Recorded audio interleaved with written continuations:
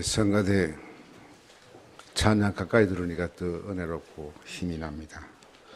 오늘 기도해 주신 우리 자매님 감사합니다. 제가 기도를 하고 말씀 전가하겠습니다. 주님, 이 시간 하나님을 찾고 자기 자신을 찾기 위해서 결사적으로 광야로 뛰어나가신 주님을 만나는 기쁨을 허락해 주시옵소서. 예수님의 이름으로 기도드립니다. 오랜만에 제가 말씀 전가를 하게 되는데 오늘은 인권주일이기도 하고 해서 광야의 시험의 그 현대적인 의미, 그리고 실종된 하나님 찾기, 이런 문제를 가지고 여러분과 함께 힘을 얻고자 합니다. 예수가 왜 광야로 뛰어갔을까요? 오늘 한국 교회를 보면은 그 크리스천들은 너무 쉽게 하나님을 입에다 올립니다. 뭐든지 하나님 이름을 올려서 하나님의 값을 떨어뜨리는 것 같기도 하고 하나님을 이용하는 것 같기도 하고 해서 저를 퍽 우울하게 하는데, 과연 광야에 나가서 결사적으로 하나님의 참모습을 확인하면서 자기도 찾으려고 했던 예수님의 하나님이 바로 우리가 늘 입에 올리는 그런 하나님인가 하는 의문이 들었습니다. 예수의 하나님은 당시 유대 땅의 하나님과도 달랐고 로마의 하나님과는 더 달랐습니다. 그럼 지금 한국 교회가 이해하는 하나님과는 같을까요? 저는 많이 다르다고 생각합니다. 왜 그러면 예수는 광야로 갔을까요? 이 문제부터 한번 여러분하고 같이 생각해 보고 싶어요. 하나님 찾기, 하나님 뜻 확인하기, 그리고 더불어 내 자신의 정체성을 찾기 위해서 예수님은 광야로 나가기로 결심했습니다. 먼저 예수가 광야로 나간 것은, 여러분 이게 참 중요한 이야기인데 우리 교회가 깨닫지 못해요. 사인에서 공인으로 전환할 때 그 계기가 광야로 간 것입니다. 광야 가기 전에 예수는 사인이었어요. 사사로운 개인이었습니다. 그런데 광야의 시험을 받으시고 거기서 영감을 얻고 힘을 얻은 이후에 그분은 공생애를 시작하게 된 겁니다. 공이라고 하는 것은 사사로운 이익을 추구하지 않는다는 이야기죠.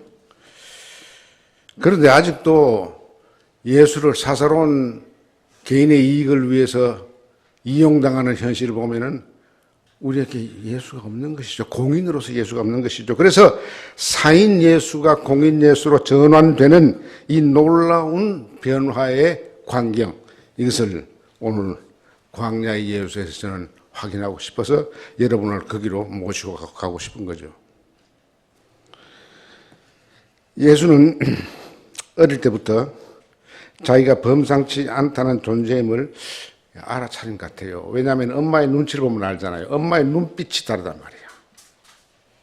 또 아버지를 보면 굉장히 과묵한데 정중했어요. 불편할 정도로 정중했을 겁니다. 그런 부모의 눈빛과 자기 대함을 보고 내가 좀 별종의 사람일지도 모른다는 그런 생각을 갖고 있었을 겁니다. 아마 불편했겠죠. 그럴수록 더 예수님은 부모에게 순종하면서 열심히 살았던 것 같아요. 그러면서도 때때로 자기 속에 꿈틀거리는 카리스마적인 그런 어떤 힘 같은 것도 느꼈겠죠. 그래서 아마 예수님에 관한 이 정통적이지 않는 문건 가운데 어린 예수 이야기가 나옵니다. 어린 예수가 이 진흙으로 이렇게 새를 만들어서 훅 불면 휙 날아가고 하는 거. 그건 이제 좀 미신적인 것 같은 책이지만은 어린 예수에 대한 경전 같은 게 있습니다. 그런데 어느 날 예수님은, 그때는 SNS도 없었고 신문도 없었고 방송도 없는 때인데 아주 충격적인 소식을 듣게 됩니다. 자기 또래의 사촌뻘 되는 요한이 광야에 나가서 엄청난 새로운 혁신 운동을 한다는 소식을 들었어요. 회개하라, 천국이 가까웠다. 그런데 사람들이 구름처럼 그 요단강으로 모이는데 뭐 밑바닥 서민만 모이는 게 아니라 아주 권력 가진 사람도 와서 내가 어떻게 하면은 됩니까? 이렇게 묻기도 한다는 이야기가 들려왔습니다. 그 이야기를 들었을 때 예수님은 내 사촌은 자기를 찾았구나. 나도 내가 누군지를 확인해야겠다. 범상치 않은 것은 알지만은 나의 하나님은 어떤 분인가? 하나님의 뜻을 직접 확인해야겠다. 그리고 나를 찾아야겠다. 라는 결심을 하고 광야로 사촌이 새로운 혁신운동을 하는, 혁명적 혁신운동을 하는 현장으로 달려갔습니다. 거기서 사고가 생겼습니다. 사고가 아니라 사건이 생겼습니다. 요한이 너무 정중하게 자기를 대하는 것이죠. 자기는 그저 세례받는 무리 중에 하나로 갔는데 이 개혁자 세례 요한은 자기를 굉장히 정중하게, 불편할 정도로 정중하게 대하시는데 거기서 어떤 사건이 생겼느냐. 모두가 보는 앞에서 놀라운 이변이 생겼습니다. 하늘에서 소리가 들려왔습니다. 그리고 비둘기 형상이 나타나면서 그 소리와 비둘기의 비준도 놀랍지만은 그 소리는 더 놀라웠습니다. 그 소리는 너는 내가 사랑하는 아들이요, 내가 너를 몹시 기뻐한다. 자기가 하나님의 아들이라고 하는 것을 듣는 거예요. 너무 놀란 것이죠. 내가 하나님의 아들이다. 공인하는 것이죠. 그 이야기를 들었을 때 청년 예수는 어땠을까요? 막 기뻐 날렸을까요? 저는 절대로 그렇게 안 했으리라 생각합니다. 근심과 고민이 생기기 시작했어요. 내가 하나님의 아들이다. 왜 그랬을까요? 그 당시 어떤 사람을 이 사람이야말로 하나님의 아들이라고 그렇게 호칭을 하게 되면 그 호칭도 못된 사람이 하는 게 아니라 지금 새로운 개혁의 돌풍의 바람을 일으키는 이 굉장히 인기 있는 세례 요한이 그렇게 말하고 그것을 뒷받침하는 소리가 들렸을 때 이 청년, 갈릴리 청년, 이 촌사람, 이 청년은 굉장히 당황하고 겁을 먹게 되는 것이죠. 성서가 그런 걸 이야기하지 않습니다. 그러나 우리가 그런 것을 성서 뒤에 있는 그 흐름을 우리가 찾아야 합니다. 왜 무서워했을까요? 이게 참 중요합니다. 그 당시 하나님 아들이라고 하는 호칭을 독점적으로, 공식적으로, 국가적으로, 법적으로, 문화적으로 가진 사람은 한 사람이 있었습니다. 누구였죠? 그 로마의 황제입니다.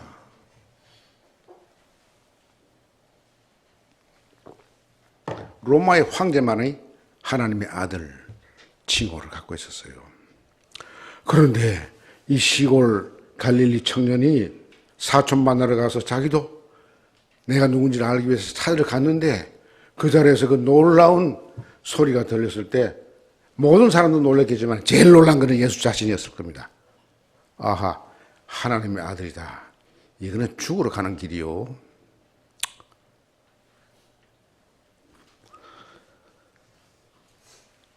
로마 실정법에 의해서, 국가보안법이나 방공법에 의해서 이른바 그런 법에 의해서 처형당할 가능성이 많다는 것을 깨우친 이야기예요. 뿐만이 아니라 로마 권력에 빌붙어서 기생했던 헤롯 토착 세력에게는 가시 같은 존재죠. 저기 하나님 아들이라 그러면은 황제를 정면으로 도전하는 것인데 나한테는 그렇게 쉽게 도전하겠구나. 겁먹었겠죠. 그런데 이스라엘의 그 성전 세력은 어떻게 생각했을까요? 하나님의 아들이다. 이것은 신성모독죄에 걸어 돌로 쳐 죽일 수 있는 그런 죄지요. 어떤 면을 보더라도 그 호칭은, 그 호명은 부담스럽습니다. 그래서 예수의 고뇌는 깊어지고 고민은 깊어졌습니다. 견딜 수가 없으니까 내가 직접 하나님하고 대면하러 가자. 정말 하나님의 아들이라면 하나님 나라 운동을 해야 되는데, 그 운동을 한다면 그 운동의 관역이 무엇이며 지표가 무엇이며 목적이 무엇이며 비전이 무엇이며 전략이 무엇이며 이걸 내가 확인해야 되지 않겠는가. 그래서 요단강에서 돌아와 매일을 번민과 고민 속에서 지나다가 이 번민과 고민은 아주 거룩한 번민과 고민이었습니다. 그래서 성서는 이렇게 말합니다. 예수가 14장 1절 여기 보면은 예수께서 성령으로 가득하여 요단강에서 돌아오셨다. 그리고 그는 성령에 이끌려 광야로 가셨다. 그 번민이 성령이 이끄는 하나의 그 동력을 그렇게 이야기한 것이죠. 성령에 이끌려 40일의 사투, 밤낮 단식하면서 내가 누군지, 하나님의 뜻이 무엇인지, 진짜 내가 세워야 할 하나님 나라의 질서는 어떠해야 하는지 이 문제를 씨름하고자 광야에 나간 것입니다. 우리가 예수를 너무 쉽게 믿어요.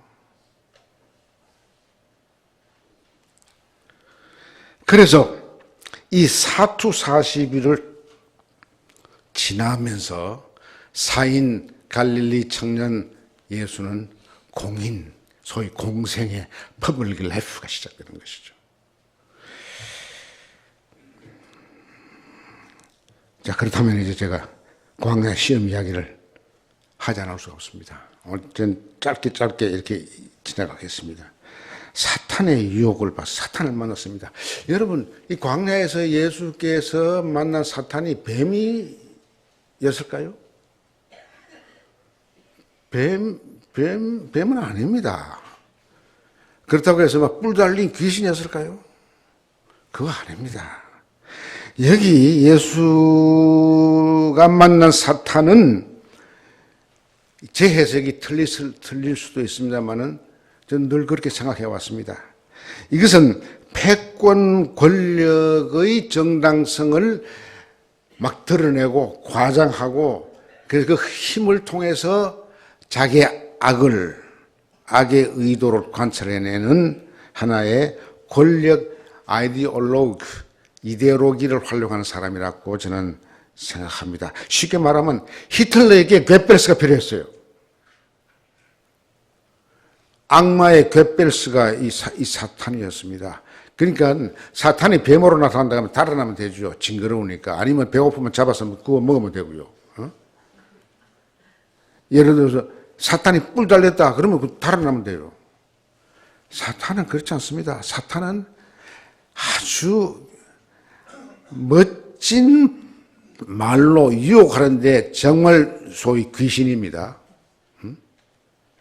아주 아름다운 말, 미사여구, 좋은 이야기를 동원해서 사람을 유혹시켜서 흔드는, 그래서 악으로 인도하는 그런 사람이에요. 여러분, 사탄은 늘 그런 사람들 가운데 있습니다. 뿔 달고 오는 사탄은 그 귀엽죠. 겁낼 게 없습니다. 사탄이 무서운 것은 항상 이 엄청난 은술적 재주, 이데올로기화 할 줄 아는 능력, 소위 프레임을 만들어서 사람을 꼼짝 못하게 하는 사람들. 요즘 우리 가짜 프레임들이 얼마나 가짜 뉴스에서 많이 나옵니까? 이 프레임을 만드는 사람들이 이게 사탄입니다. 교회 안에도 있고 교회 밖에도 있고 정부 안에도 있고 정부 밖에도 있습니다. 첫 번째 유혹은 참 매력적인 유혹이었습니다. 이거 예수가 거절하기가 참 어려운 유혹이었어요. 왜요? 그 들판에 광야에 흔한 것이 돌이었습니다. 이 돌을 떡으로 만들어 보시오 라고 요구했습니다.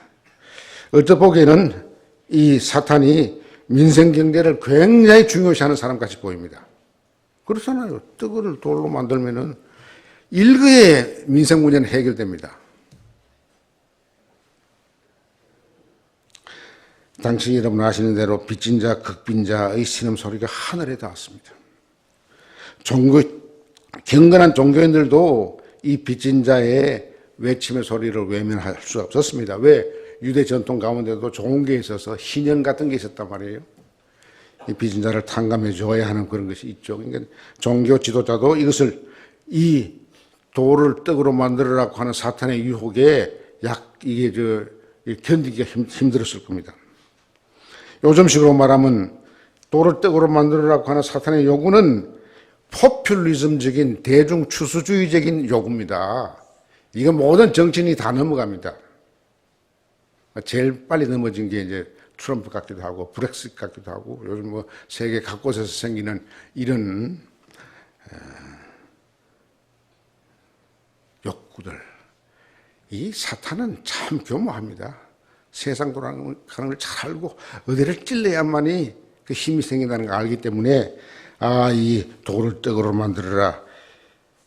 이거 얼마나 좋은 이야기입니까? 1917년 볼셰비키 혁명도 아마 이 사탄의 이 소리에 이 볼셰비키 혁명이 일어났었는지도 모릅니다.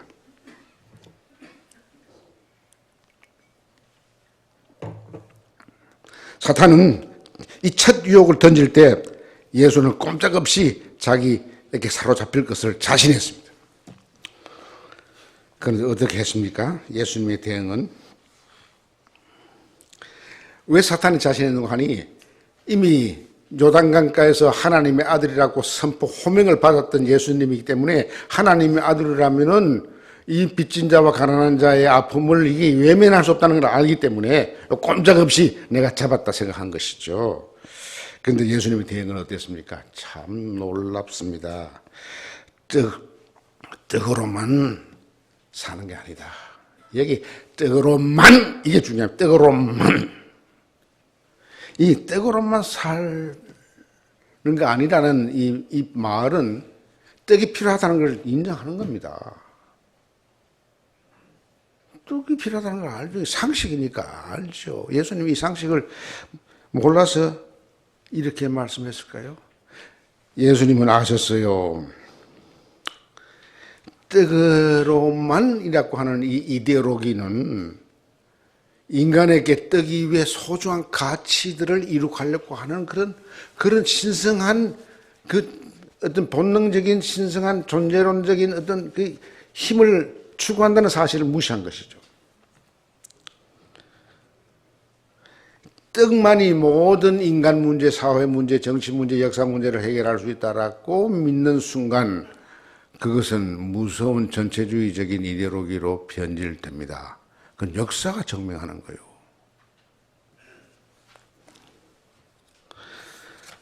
가난 극복을 싫다는 사람 누가 있겠습니까?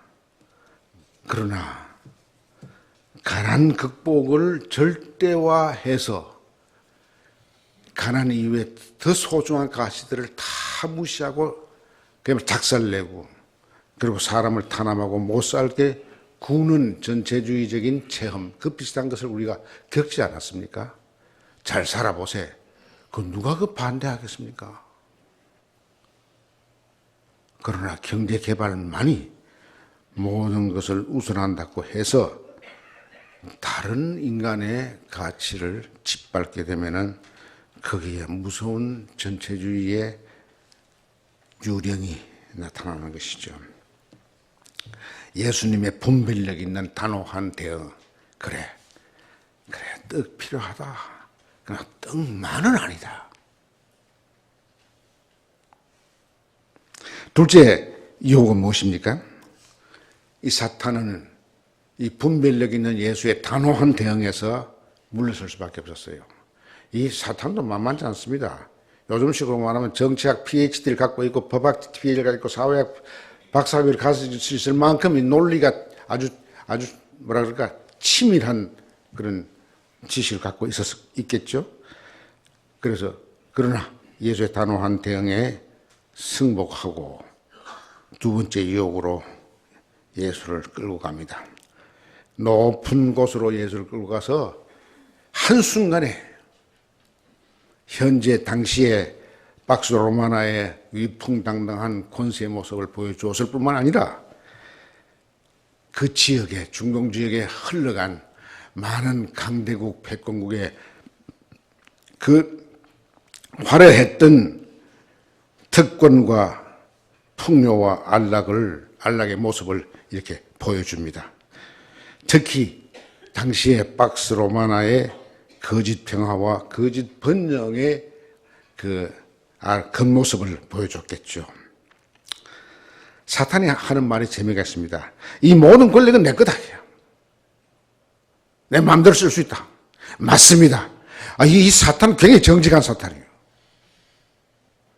역사를 보면은 모든 패권 국가는 전부 다 악마적이었습니다. 왜? 그들이 누렸던 특권과 화려함과 번영은 많은 사람들을 고생시키고 그들을 빼앗고 그들을 착취해서 생긴 것이기 때문에 그렇습니다. 이 사탄은 굉장히 정직해요. 이 사탄보다 더 나쁜 게 이제 정직하지 않는 어떤 괴물이 있다면 그건 정말 우리가 경계해야 되겠죠. 그래서 이 모든 것을 보여주고 예수에게 이렇게 말합니다. 나한테 절해라. 나를 경배해라. 이 사탄도 점잖아요. 너 무릎 꿇어! 이거 아니었습니다. 지금 폼페오는 좀 낫지만 볼턴은 확실히 북한에 대해서 너 무릎 꿇어! 이렇게 나오는 겁니다. 지금. 이 깡패들이 하는 게 이제 무릎 꿇어! 탁 꿇는 게 있죠. 조직폭력들. 이 사탄은 상당히 점잖은 사탄입니다. 그래서 무릎 꿇어 그러지 않고 네가 나를 정말 존경해서 경배해, 절을 해. 이렇게 점잖게 이야기를 합니다. 나는 이 구절을 읽으면서 트럼프에게 한반도의 평화를 기대하면서도 동시에 실망하는 점이 많아서 트럼프의 마가가 뭔지 압니까?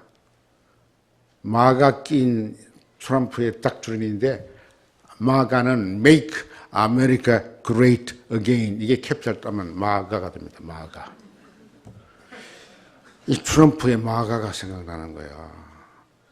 미국만을 유일한 세계 강대국으로 만들어서 너희들 경배해. 너희들 돈 내. 주한미군 비용 더 내. 뭐 이렇게 막 요구하는 것이죠. 아니면 꿇어. 이렇게 하는 것이죠.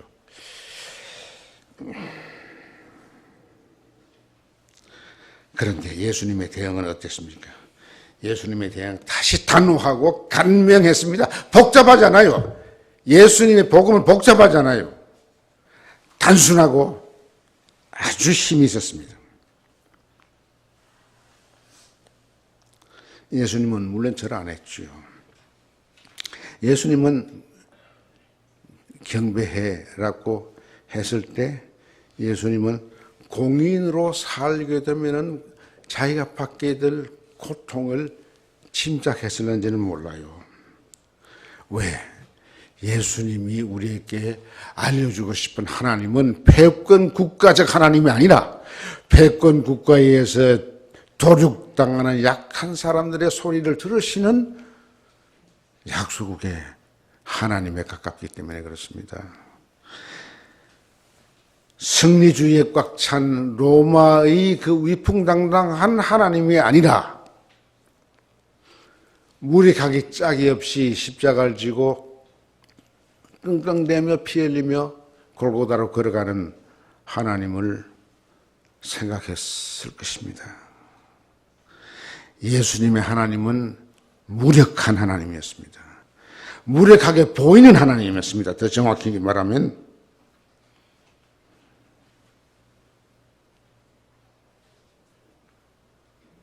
예수를 십자가에 못 박는 로마 패권 국가의 하나님이 아니라 그 패권 국가의 실정법을 어겨서 십자가에서 못 박히시는 무력한 하나님이었단 말이에요.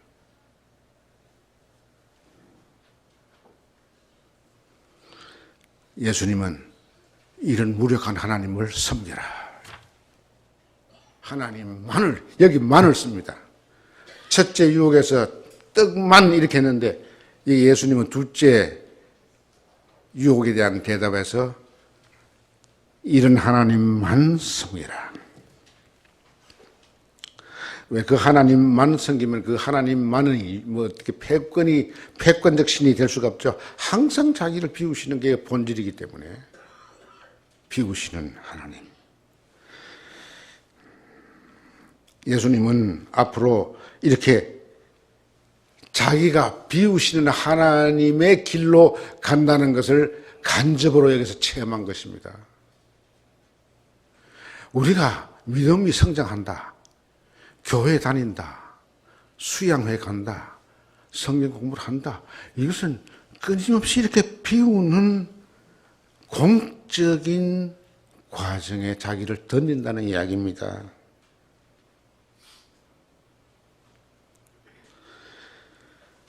그러니까 예수님의 두 번째 시험의 대답은 십자가에 처형당하는 무력한 하나님의 길을 가기로 작정하신 청년의 놀라운 고백이죠. 세 번째 유혹은 무엇입니까? 그 무력하게 보이는 하나님을 선택한 예수님을 보고 사탄은 두 번째도 안 먹히는구나. 세 번째로 이제 더 강력한 쪽으로 갑니다. 성전 꼭대기로 데려갑니다. 성전은 하나님의 아들이 아버지가 거하는 집이니까 막 좋아한다고 생각을 진짜로 했겠죠. 성전 꼭대기로 그를 데리고 올라가서 두 번 유혹에 이미 실패를 맛본 사탄이 이번에는 단호하게 협박적으로 나옵니다. 뛰어내려면 자살하란 말 아닙니까? 그죠? 요즘은 중학생들끼리 싸우면서 뭐 어떤 이유로 싸우는지 몰라도 패거리로 싸워서 아주 때려놓고 뛰어내려. 그래서 뛰어내려서 죽었는지 거기서 죽여서 시체를 던졌는지 모르지만 하여튼 그런 짓을 우리가 신문에 보잖아요. 그런 짓거리를 하는 사탄이었다고. 예수를 성전 아버지 집 꼭대기 올라가서 너 뛰어내봐. 이건 자살을 교사하는 사탄이죠. 그런데 사탄의 세 번째 유혹이 그렇게 무지막지한 욕으로 끝나겠습니까? 아닙니다. 사단은 더 교활했습니다. 자살의 이상의 메시지겠습니다. 너 그 뛰어내려도 너 죽지 않아. 너는 만류 인력 법칙을 자유롭게 활용하시는 이 주술적 하나님이 너의 발이 땅에 닿지 않도록 보호할 것이다. 여기에 두 요소가 있습니다. 주술적 하나님. 그리고 주술적 하나님은 굉장히 믿음이 많은 사람들은 행복합니다. 왜? 성서를 줄줄줄줄 외웁니다. 네가 뛰어내리면은 절대로 죽지 않아.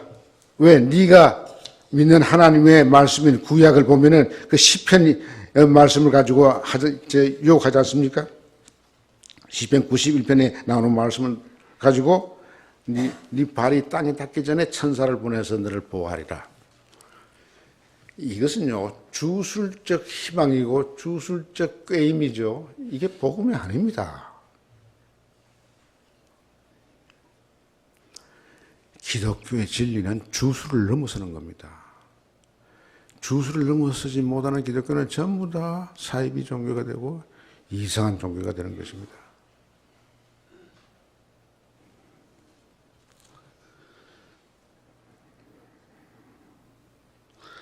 여기서 우리가 배우는 것은 예수님의 대응은 이런 사탄스럽고 매우 가증스러운 성서 말씀을 이용하는 이 사탄에 대해서 예수님은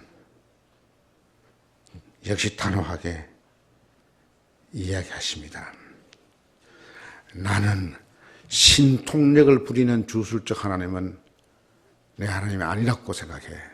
분명히 이야기를 합니다. 그 이야기 들을 택이 없죠. 나는 예수님 생각으로 나는 주술적 편한 방법을 택하기보다는 난 죽겠어.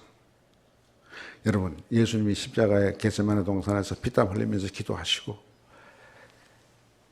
엘로이 엘로이 라마 사박다니 하나님 하나님 왜 나를 버리시나이까 하고 절규하면서 돌아가시는 그 순간까지 그 과정, 예수님이 주술적 하나님의 사탄의 시험에 굴복했나요? 그까지 무력하게 죽기로 작정하지 않았어요. 우리가 믿는 예수님은 무력하게 죽기를 작정한 하나님입니다. 무력하게 죽을 수 있는 힘, 그것이 진짜 하나님의 사랑의 힘이지요. 그래서 예수님이 마지막 가장 고통스러울 때 십자가에서 하신 말씀이 하나님, 아빠 하나님, 저 사람들이 나를 이렇게 조롱하고 이렇게 괴롭히지만은 저 사람들 용서해 주세요.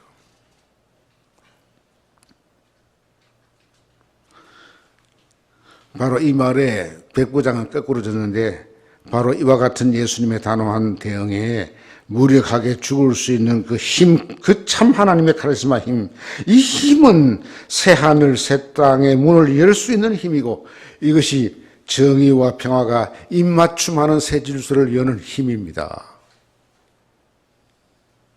이것이 진짜 공공적이기 때문에 감동적이고 감동적인 변혁을 일으킬 수 있는 복음의 힘이죠. 지금 한국의 기독교 복음에는 공공성도 없고 감동성도 없고 변혁성도 없습니다.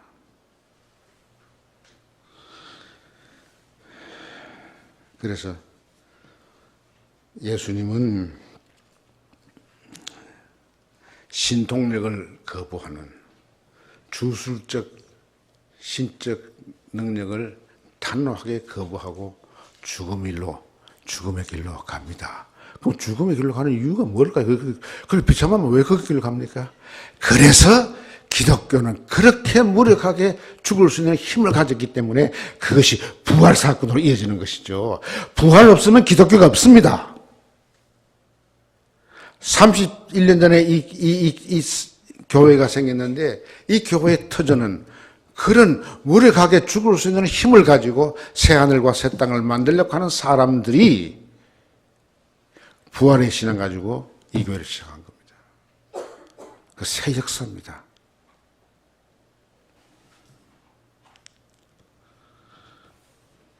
그래서 저는 마지막으로 이 메시지를 여러분에게 전주고 싶어요. 왜 예수는 스스로를 사람의 아들이라고 했나? 그는 초기에 자기 자신을 찾고 하나님을 찾기 위해서 요단강으로 갔는데 거기서 하나님 대답을 했어요. 너는 나의 사랑하는 아들이다. 내가 기뻐하는 사랑하는 아들이다. 하나님의 아들임을 인쳐줬다고, 공인해줬다고요. 그것도 그때 영웅이었던 자기 사촌 세례 요한의 축복 아래, 인도 아래 그러한 호명을 받았습니다. 그런데 예수님은 광야의 사출을 통해서 사탄의 유혹을 이기신 이후에 공적 생활을 시작하실 때, 하나님 나라 운동을 본격적으로 시작할 때는 자기 자신을 사람의 아들이라 그랬어요. 왜요?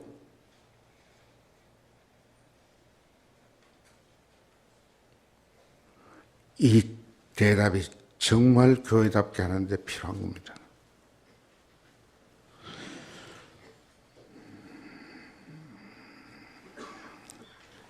예수님은 바빌론 포로 72년의 바빌론 포로를 끝내고 시온으로 돌아왔던 이스라엘 사람들의 그 희망을 이해했습니다. 그 희망은 다니엘 예언자가 이야기한 이 묵시종말론적인 희망 속에 잘 나타나고 있습니다.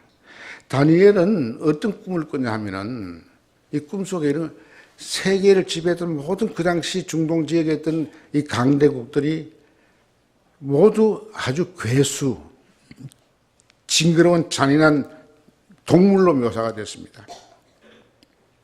사자든지 곰이든지 독수리든지 뭐 표범이든지 아주 사람을 뜯어먹는, 사람을 음식으로 뜯어먹는 그런 갑질하는 아주 패권적 강자로 묘사했습니다.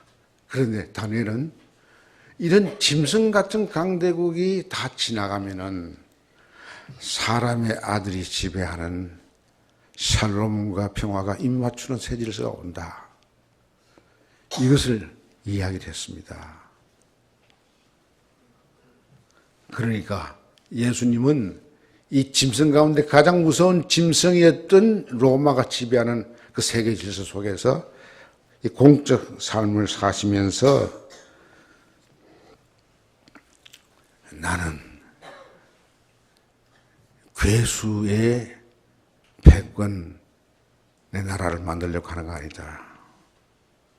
나는 사람이 사람답게 살 수 있게 노력하는 하나님의 나라를 세우려고 한다. 그래서 자기 스스로를 사람의 아들이라고 이렇게 호명하고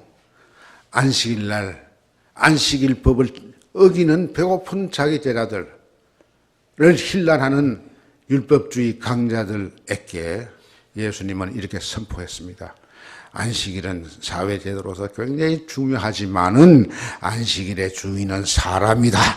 그 사람이라고 하는 것은 짐승이 지배하는 시대는 지났다.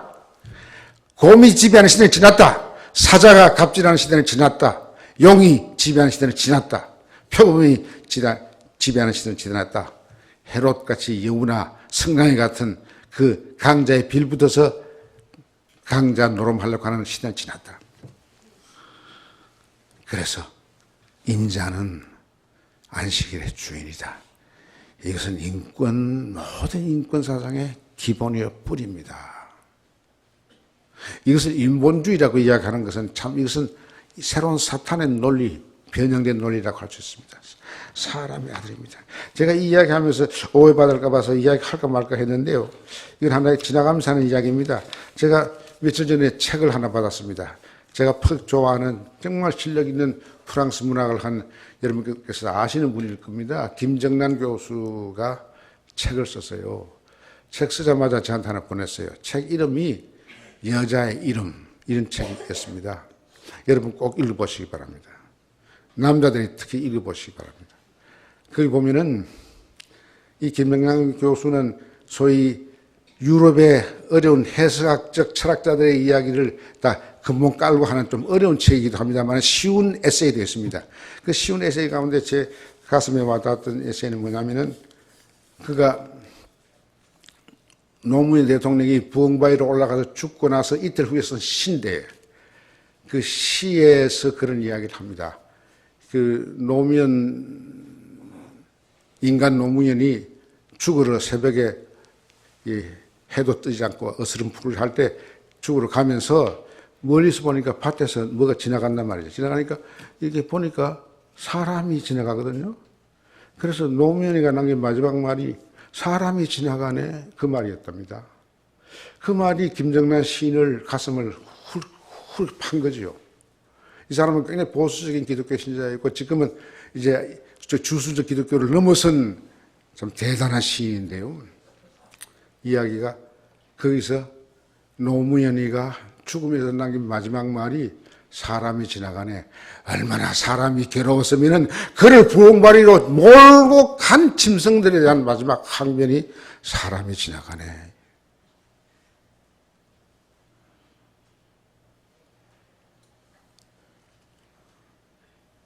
김정란 시인의 그 통찰력에 대해서 내가 상당히 감사했습니다.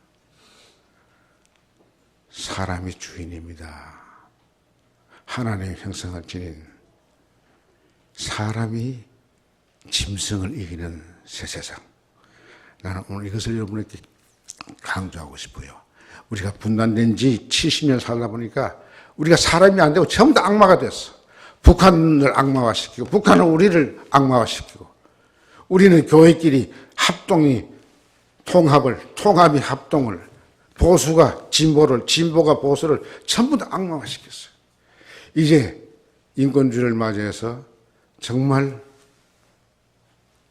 사람의 아들이 지배하는 하나님 나라를 우리가 한국 교회가 앞장서서 만든다면 한국 교회도 하나가 되고 우리 민족도 하나가 되고 세계 평화와 번영이 오게 될 것입니다. 그 믿음을 가지고 여러분 우리가 함께 부활의 주님을 향해서 뚜벅뚜벅 걸어가는 신앙의 생활을 하시기 바랍니다. 기도하겠습니다.